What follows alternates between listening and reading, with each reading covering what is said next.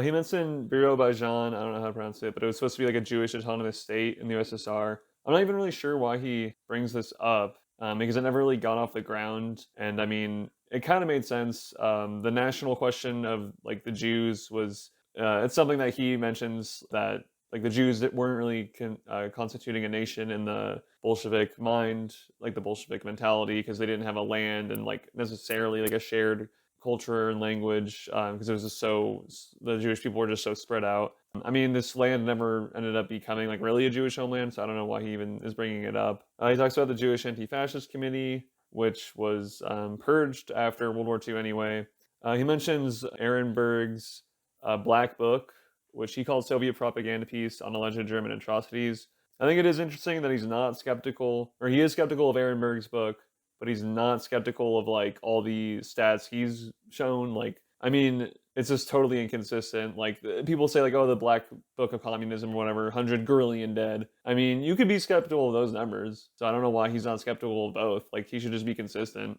And I mean, I don't know anything about Ehrenberg's Black Book. I'm sure some of it's propagandized, but I mean, I'm not going to deny that the Germans like killed millions of Jews. So I thought it was kind of funny. He brought up Fiddler on the Roof, and he calls it a propaganda piece. I just thought that was kind of funny.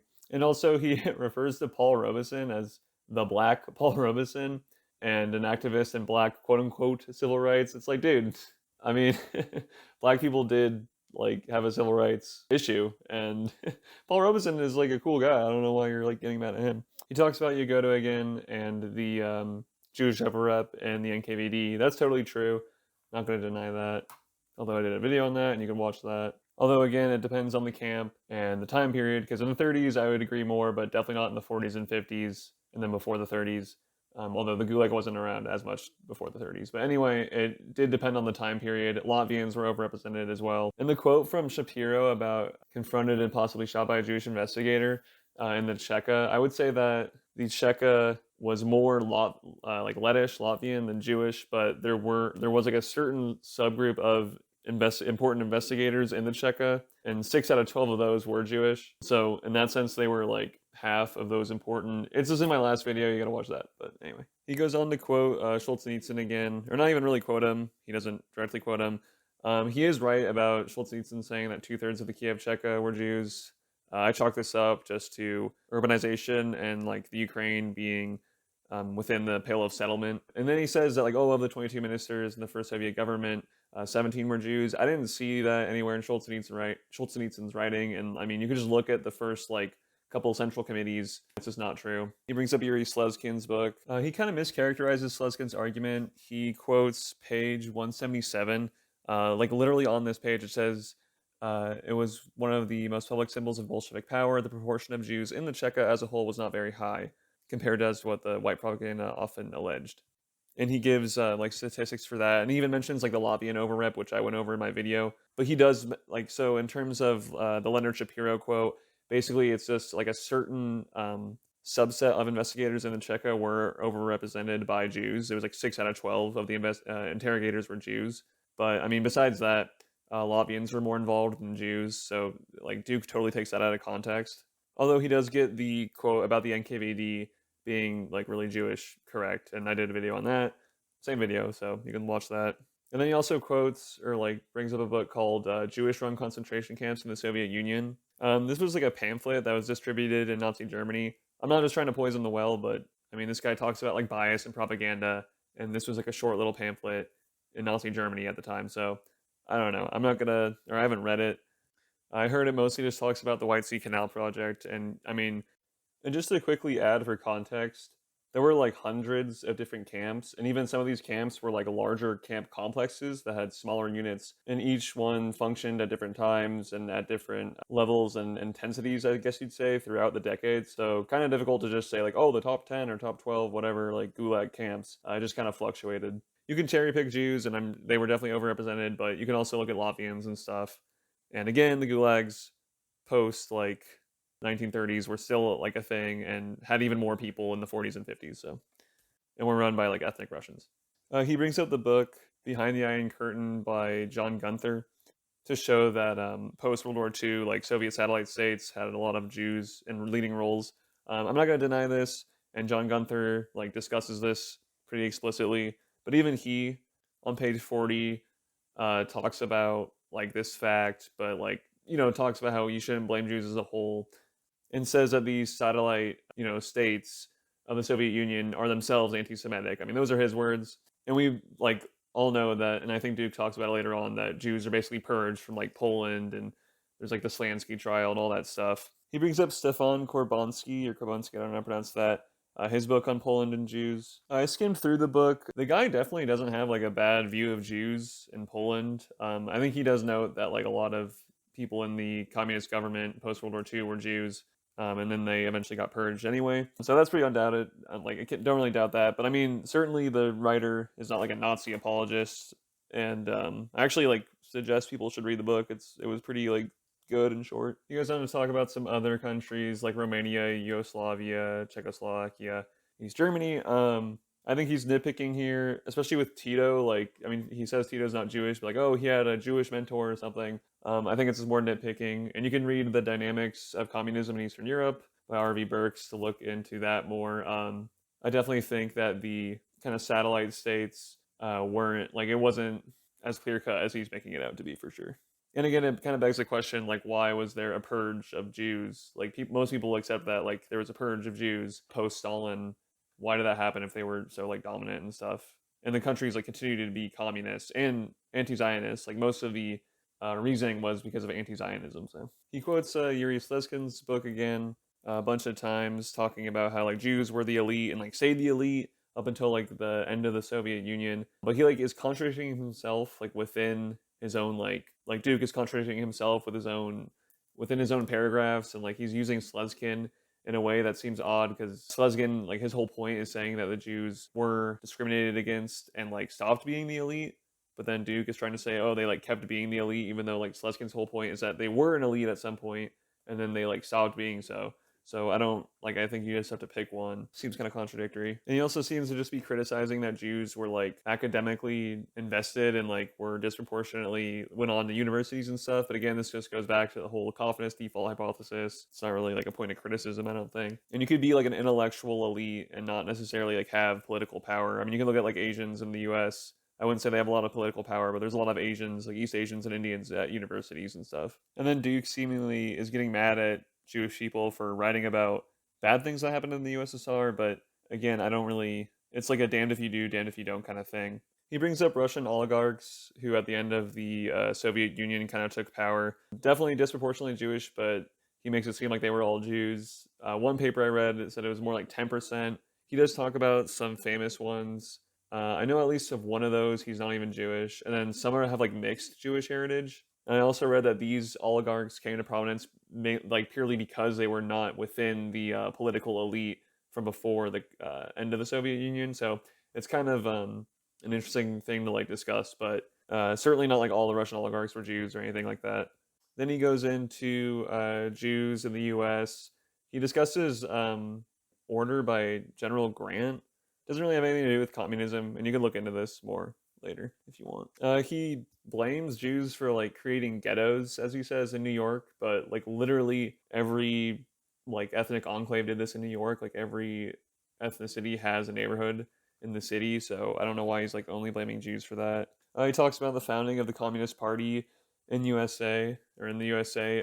The founders were all Gentiles, more or less. And then he mentions Ben Gitlow, who like later became a conservative, anti-communist. And when it comes to the Communist Party, Jews were definitely disproportionate in it in the U.S., but the biggest group at a certain time was Finnish immigrants, like from Finland. And they had like their own like language newspapers and like groups and stuff. They were more in the Midwest and not in like the big urban cities like Jews were, so they kind of had a different role. But I just think it's, again, like kind of weird to just focus on the Jews when there were other groups that were disproportionately involved, especially such a small group as like Finnish immigrants. They had like a way less big of a presence in the U.S. as Jews, and I think even to this day there's not like that many Finnish people here, so it's like a pretty random thing, but that's just kind of like the thing with communism. It attracts a lot of different minority groups. He cites Louis Budenz like 50 times, who was an anti-communist writer who was like a former communist.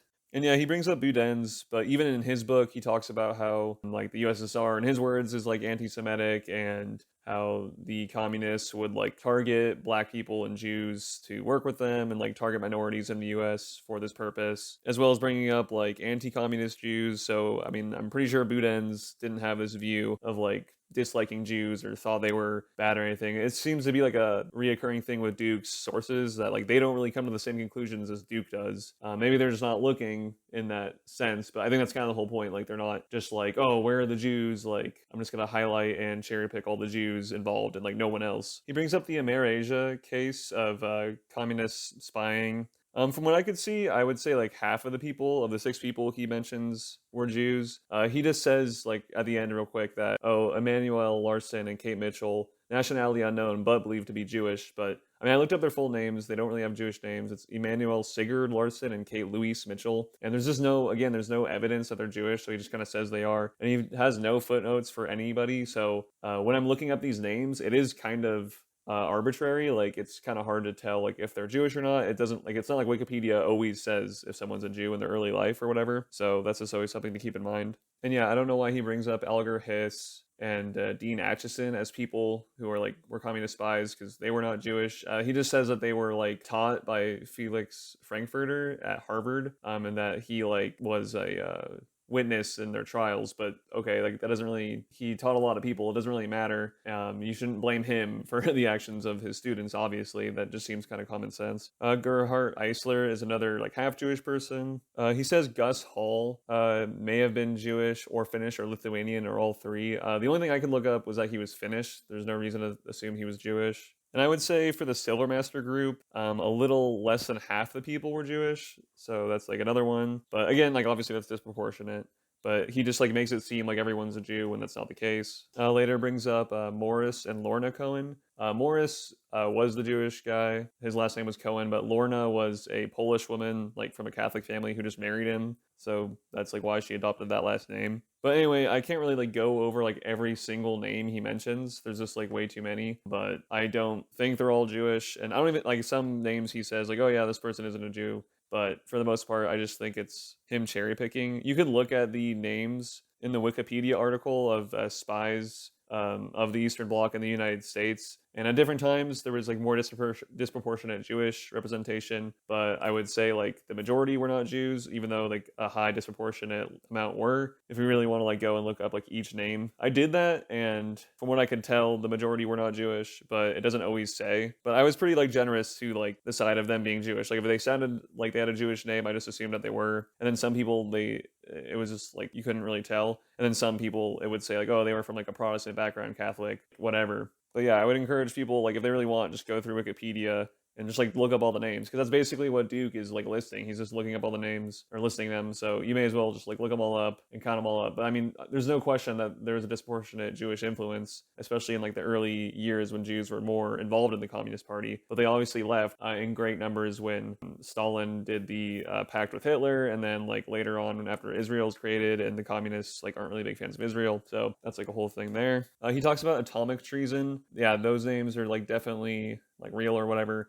He doesn't bring up like a decent amount of like Gentile communist spies, especially from Britain for whatever reason. Like all the British spies were Gentiles for like the Soviet Union. I guess there just wasn't as many Jews involved in the atomic agency over there in the UK. But yeah, again, disproportionate Jewish involvement. But I would just say that's because like there's disproportionate Jewish involvement in like universities and like physics departments. And again, the whole reason for the like sharing of atomic information was so that like, I mean, at the end of the day, it was like this sounds like stupid, but that was like the reason that they gave. Even like the Gentile people, like they would say, oh, we wanted to give the Soviet Union atomic secrets because then there'd be like a level playing ground and it wouldn't like lead to just like domination by the US and the West and like a new war or anything. Like they wanted more of like a level playing field and like kind of a stalemate, mutually assured destruction type of thing so that it wouldn't happen again. Because I mean, nukes had been dropped on Japan and they saw like how that went. So they didn't want that to they didn't want like one country to have that power and that leverage. They wanted it even playing field. And I mean, at the end of the day, it did kind of work. I mean, there was no nukes dropped after Japan. That may have not been the case if the USSR didn't develop nukes as well. Not really like justifying it, but I'm just giving the reasons. And it's not like this like subversion, like, oh, we hate the West kind of thing. It's just like, I mean, there's just other motives besides like this weird ethnic angle he puts on everything. He talks about Jonathan Pollard, who, he sold or gave whatever US intel to Israel. It seems mostly for like purposes of telling Israel information that the US knew about USSR Soviet support for Arab states and stuff. I'm not excusing that, but he also got like one of the longest sentences, if not like the longest sentences for spying. And there was like other people like Eldrick Ames and John Walker who like got lesser prison sentences. So basically Duke is just like only focusing on Jewish spies. Again, obviously that happened, but there's other spies, especially like later on for working for the KGB. He brings up the USS Liberty, which is something that's brought up a lot.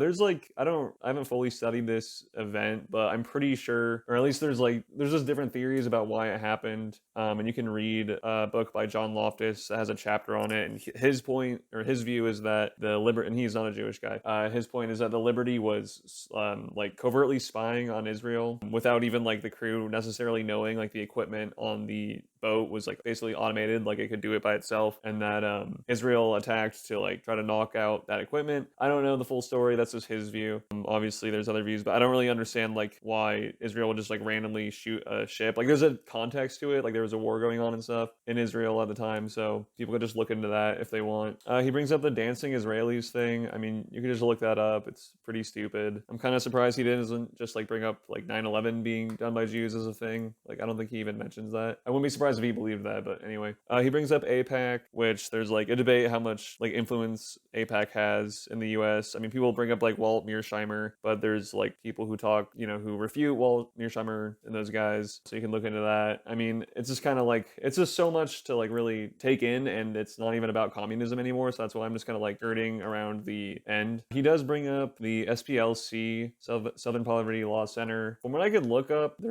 that's not necessarily like a totally Jewish institution. I would say it has like the normal representation of Jews, like lawyers and stuff, but I wouldn't say the SPLC is like a totally Jewish institution. He brings up like Jews being overrepresented in like the media in Hollywood. I mean, it just depends on the time and stuff, but like, yeah, there's definitely overrepresentation, but I would not say they like dominate or anything. He brings up the Iraq War, calling it a Jewish neocon conspiracy. I want to do a video on this, but essentially like there's a lot of factors that go into war, and like there were definitely like Jewish neocon whatever like people who advocated for the overthrowing of Saddam, but there were other factors at play, and like the main cabinet of Bush was not Jewish. And there's like a context and history of Iraq and like going to war with them. I mean, we had done the first Gulf War under Bush Sr., and that whole cabinet was not Jewish, and there was like concerns over terrorism and like stuff with that. I'm not justifying the war. I don't think it was a good idea, but again, it's just like only highlighting a certain part of things and then not looking at others. It's just kind of disingenuous. He brings up Marxists and communists in the UK and South Africa. I'm sure there's like stuff to that. I don't know too much about the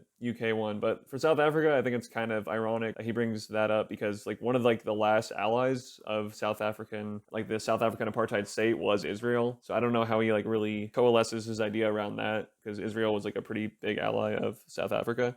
He brings up Jewish involvement in the Chinese Communist movement, which I think is like totally grasping at straws. I mean, there just really wasn't that many. I think he brings up one guy who was like a doctor who became like a health minister or something. That doesn't mean he's like some ideological like leader of the movement. And there were even, you can read the book Protestants Abroad. There were like plenty of pro-Maoist, pro-communist Protestants at the time, and I think like it's really stupid to just chalk up Mao and like communism in China to like Jewish stuff. I mean, they could think for themselves. Like they're not dumb people. So again, like you could probably find a Jewish communist in like any group, like any communist group. Like yeah, like I will give you that, but that doesn't mean they like led the whole thing or even that like instrumental. And yeah, that brings us to the end. He basically just says like Jews, this all can be explained by Jewish tribalism. It's like a genetic thing, and they're paranoid and all that kind of stuff. He brings up like the Harvard admissions and like Jews being overrepresented and whatnot. Again, like it's just the confidence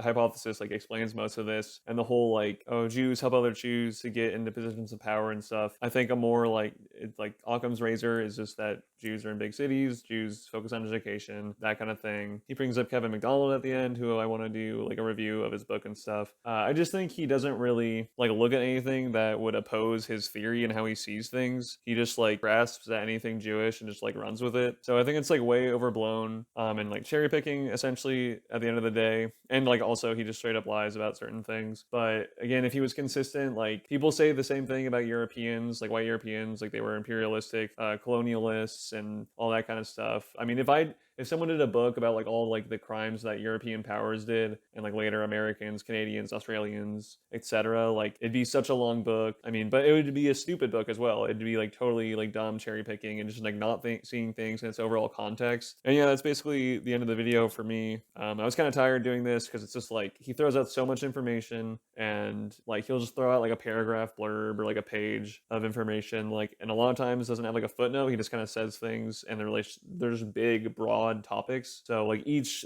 thing would need to like require its own video almost, which is kind of what I'm trying to do with this whole channel. So anyway, just stay tuned and I'll try to like put out more content. So thanks.